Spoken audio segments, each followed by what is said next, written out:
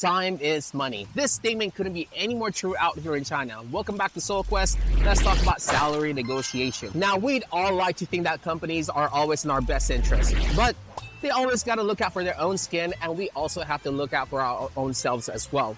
Now, if you wait till the end of the video, I'll tell you the best way to weed throughout these negotiations and actually double your salary. Before we continue, the most typical contract you'll encounter will be a 1-year contract or either a 2-year contract.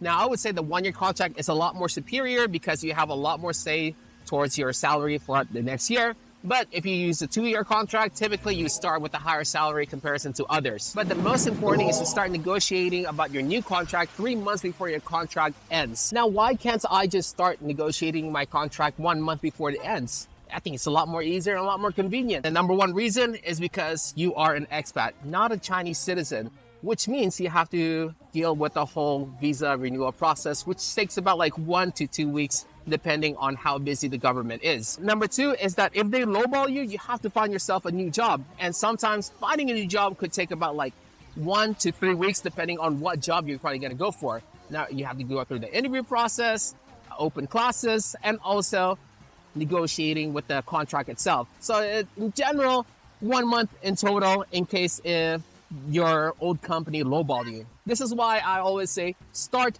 3 months before your contract ends. That way you can have like a room for you to escape the contract. Now, we all know the terms all bark but no bite. Now, we have to have an edge when it comes to these negotiations, or not, these negotiations wouldn't really go too well and the company have an upper hand. Now, the timeline goes like this. This is your 3rd month before your contract ends. The first thing you gotta do is try to find as many jobs as possible. Go to the job searching website. I talked about this on my 5th video, I believe. And then just accept any job you encounter, even the jobs that you don't want to do. For example, will be kindergarten job for me. Now, once you already have 5 jobs in the back of your pocket, you kind of have to find 2 jobs or 3 jobs, preferably, that you probably think that you might want to switch and might be a consideration. And now you already have these 5 jobs secured. This is when you want to start your negotiation with your company. This should be like 2 months before your contract ends, and you already have backups here and there. And the typical response would be, hey, this is a bit too early. Why are you negotiating 2 months before your contract ends? The company know what they're doing. They want to start these negotiations in about like 1 month before the contract ends because they would have the upper hand, and you wouldn't even have enough time to actually get yourself another job or another offer. Time is the most important thing when it comes to these negotiations.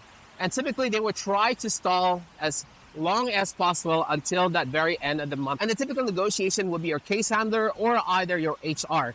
The process is a bit annoying, but I guess that's how it works out here in China. Their main reason why is because the person that is in charge of hiring you, or either the boss or the manager, don't really know how to speak English. Therefore, they have to talk through the case handler. In my opinion, it's straight BS because this is a good way for them to waste time. Now, of course, you can ask for more monthly salary, but even better, you can also ask for more benefit as well.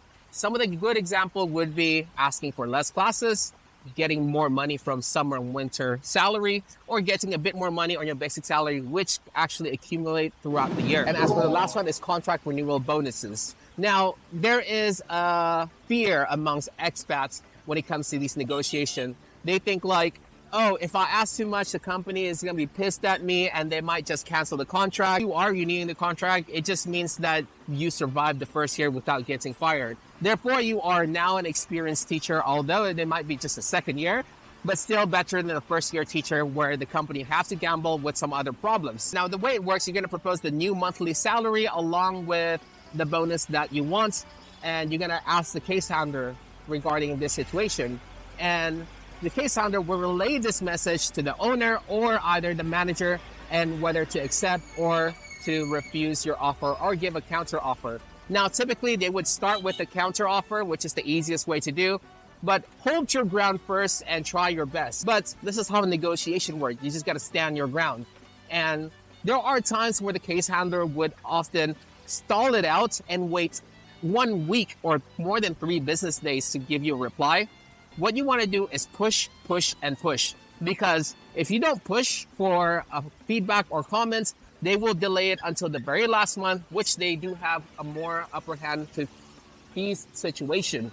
And you don't want to find yourself at the very end of the 3 weeks with a full-on negotiation with the company.